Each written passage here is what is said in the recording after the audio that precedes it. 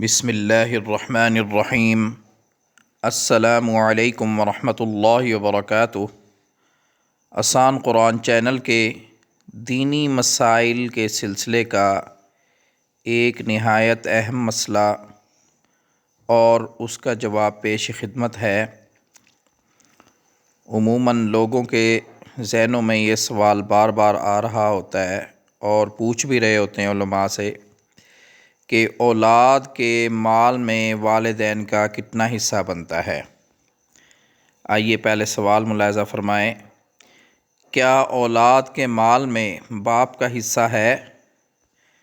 کیا اولاد کا سارا مال ماں باپ کا ہوتا ہے یا کچھ مال میں ماں باپ کا حصہ ہوتا ہے؟ جواب، اولاد اور والدین کا مال الگ الگ ہوتا ہے۔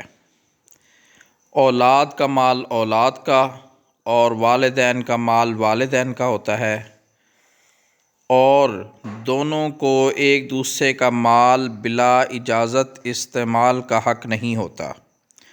البتہ اگر والدین محتاج ہوں تو ان کا نفقہ اولاد پر واجب ہوتا ہے، اور اگر اولاد نفقہ ادا نہ کریں تو والدین کو اولاد سے پوچھے بغیر بھی ضرورت کے بقدر اولاد کا مال استعمال کرنا جائز ہے۔ بہرحال دونوں کی ملکیت علیحدہ ہوتی ہے۔